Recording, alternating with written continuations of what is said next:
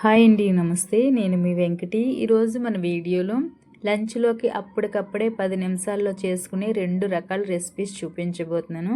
ఒకటి అస్సాం స్టైల్లో సింపుల్ పప్పు, మరొకటి మిక్స్డ్ వెజిటేబుల్ ఫ్రై. చాలా టేస్టీగా ఉంటాయి, హెల్త్కి కూడా చాలా మంచిది. సింపుల్ అండ్ చాలా లైట్ ఫుడ్ అనమాట.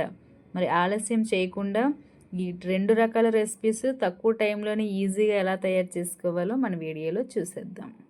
ముందుగా మనము ఎర్ర కందిపప్పుని తీసుకోవాలి. లేదు అనుకుంటే ఎర్ర కందిపప్పు, పెసరపప్పు రెండు కలిపైనా తీసుకోవచ్చు. అస్సాంలో ఎక్కువగా ఈ పప్పునే తయారు చేస్తారు.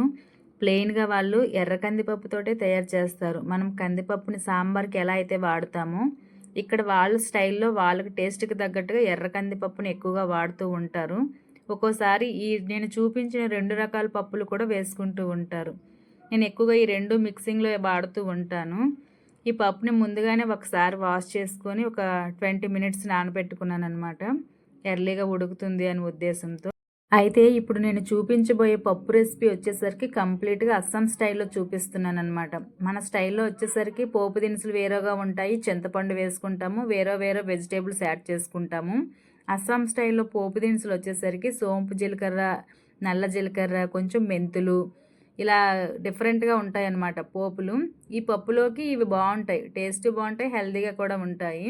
తర్వాత బిర్యానీ ఆకు, మనము కరివేపాకుని ఎంత ఎక్కువగా వాడుతామో వీళ్ళు ప్రతి దాంట్లో బిర్యానీ ఆకు వాడుతూ ఉంటారనమాట.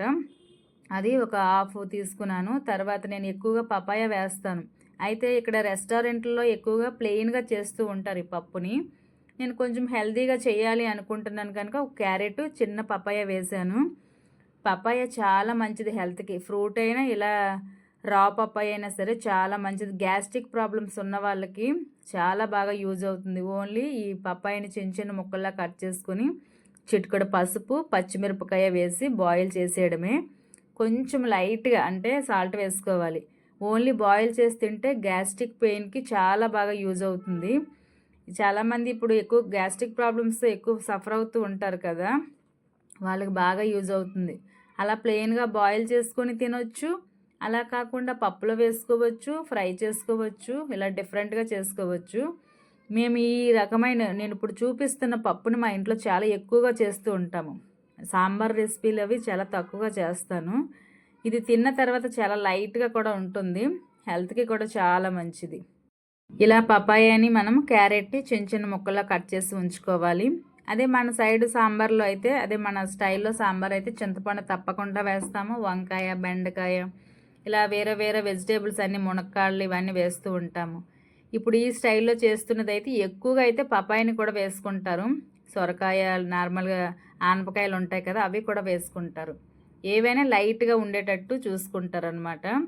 ఇవన్నీ కట్ చేసి ఉంచుకున్న తర్వాత ఆనియన్స్, పచ్చిమిర్చి ఏమీ అవసరం లేదు. ప్లెయిన్ వెజిటేబుల్స్, బిర్యానీ ఆకు మాత్రమే. ఇవన్నీ ఇలా కట్ చేసి ఉంచుకున్న తర్వాత స్టవ్ ఆన్ చేసి కుక్కర్ పెట్టుకోవాలి. కొంచెం వాటర్ వేసుకోవాలి. వేసుకొని అవి కొంచెం హీట్ అయిన తర్వాత మనం ముందుగా నానబెట్టుకున్న పప్పుని వేసేయాలి. తర్వాత ఈ వెజిటేబుల్స్ ముక్కలు ఉన్నాయి కదా, అవన్నీ కూడా వేసేయాలి. బిర్యానీ ఆకు ఫ్లేవర్కి తగ్గట్టుగా వేసుకోవాలి.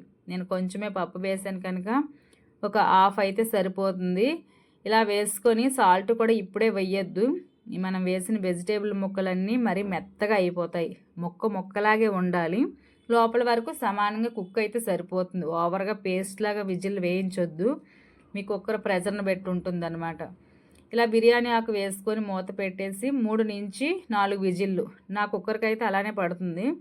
మీరు వేసే కుక్కర్ విజిల్ ఎక్కువగా అంటే ప్రెజర్ ఎక్కువగా ఉంది అనుకుంటే 1-2 విజిల్ సరిపోతాయి. మరి మెత్తగా చేయనవసరం లేదు. ఇలా వేయించుకున్న తర్వాత స్టవ్ ఆఫ్ చేసుకోవాలి. ఈ ప్రెజర్ అంతా తీసుకొని ఒకసారి చూసుకోవాలి. ఈ ముక్కలు చేతితో పట్టుకొని ప్రెస్ చేసి బాగా ఉడికాయో లేవో అని చూసుకున్న తర్వాత మీరు గరిటె పెట్టి పదే కలపనవసరం ఏమీ లేదు. అలానే వదిలేసి స్టవ్ ఆన్ చేసి కడాయిలోని 1 నుంచి 2 టీ స్పూన్ల వరకు ఆయిల్ వేసుకుంటే సరిపోతుంది, మనము హెల్తీగా చేసుకోవాలి అనుకుంటున్నాం కనుక. తర్వాత నేను ముందు చూపించాను కదా పోపు దినుసులు, మనమైతే ఆవాలు, జీలకర్ర అది వేసుకుంటాము. మెంతులు, నల్ల జీలకర్ర, కొంచెము సోంపు జీలకర్ర అనమాట. ఇవన్నీ వేసుకొని ఇలా 2-3 రకాలు ఉంటాయి. ఇవి మాకు కలిపి అమ్ముతారు బయట మార్కెట్లో. ఇవి మంచిగా ఫ్రై అయిన తర్వాత ఆనియన్స్ ఇవేమీ వేయనవసరం లేదు. జస్ట్ ఎండుమిరపకాయలు, వాళ్ళు వాడే ఎండుమిరపకాయలు అయితే చాలా చిన్నగా స్పైసీ అనేది ఉండదు. నేను జస్ట్ నార్మల్గా వేస్తున్నాను అంతే. వేసుకొని ఇవి కొంచెం ఫ్రై అయిన తర్వాత పసుపు వేసుకోవాలి. ఈ పసుపు వేసిన తర్వాత ఆయిల్లో మంచిగా ఫ్రై అవ్వాలి. అలానే మాడిపోయే వరకు ఉండకూడదు. అప్పుడే పచ్చివాసన పోయి చిరుచేదు రాకుండా కలర్ఫుల్గా ఈక్వల్గా ఈ పప్పులో కలుస్తుందనమాట.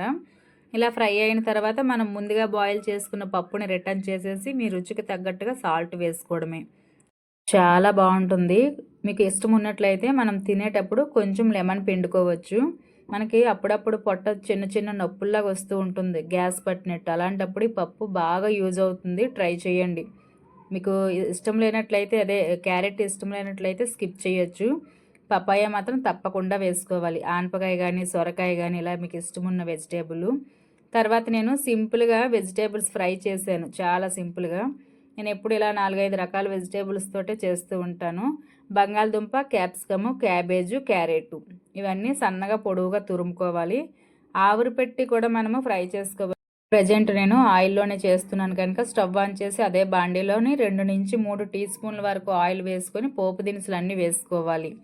కొంచెం మన దగ్గర ఉంటాయి కదా శనగపప్పు, మినపగుళ్ళు, జీలకర్ర, ఆవాలు ఇవన్నీ వేసుకొని కొంచెం చెట్పట్లాడాలి. ఆ తర్వాత వెల్లుల్లి పొట్టుతోటి క్రష్ చేసుకొని ఒక ఎండుమిర్చి వేసుకొని, మీరు స్పైసీ ఎక్కువగా తిన్నట్లయితే మరి కాస్త వేసుకోవచ్చు ఎండుమిరపకాయలు. ఇవి కొంచెం ఫ్రై అయిన తర్వాత ఆనియన్స్ వేసుకోవాలి.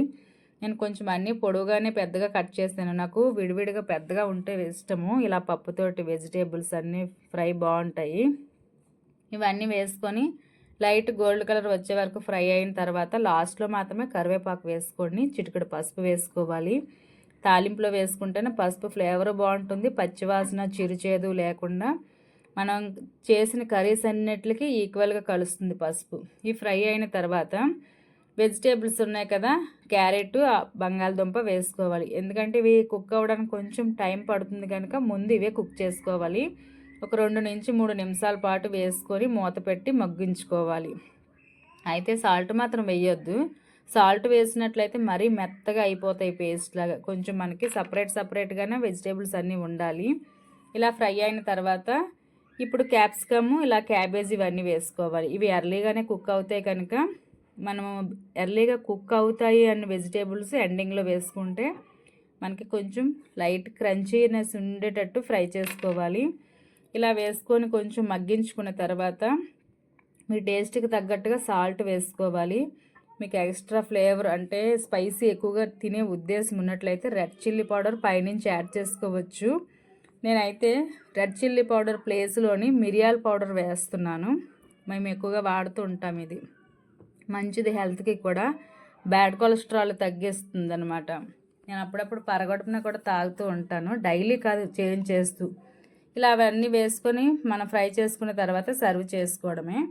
మనం ముందుగా తయారు చేసుకున్న అస్సాం స్టైల్లో పప్పు, దీనితో కాంబినేషన్గా మిక్స్డ్ వెజిటేబుల్ ఫ్రై లంచ్లోకి 10 నిమిషాల్లో చాలా ఈజీగా, టేస్టీగా, హెల్తీగా తయారైపోతాయి. చాలా బాగుంటాయి. పొట్టని చాలా లైట్గా ఉంచుతాయి. సింపుల్ అండ్ ఈజీ రెసిపీస్ అనమాట. తప్పకుండా ట్రై చేయండి. ట్రై చేసి ఎలా వచ్చిందో నాకు కమెంట్ బాక్స్లో కమెంట్ చేయండి. వీడియో నచ్చితే లైక్ చేయండి. యూజ్ అవుతుంది అనుకుంటే మీ ఫ్రెండ్స్ అండ్ ఫ్యామిలీకి ఫార్వర్డ్ చేసి మన ఛానల్ని సబ్స్క్రైబ్ చేయండి. నేను పెట్టే వీడియోస్ అన్నీ మీకు నోటిఫికేషన్లో రావాలి అంటే పక్కన బెల్ సింబల్ మీద క్లిక్ చేసి ఆల్ అనే ఆప్షన్ పైన ప్రెస్ చేస్తే నేను ఏ రోజు ఏ టైంలో వీడియో పెట్టినా మీకు వెంటనే నోటిఫికేషన్ వస్తుంది. నెక్స్ట్ మరొక మంచి వీడియోలో కలుద్దాం.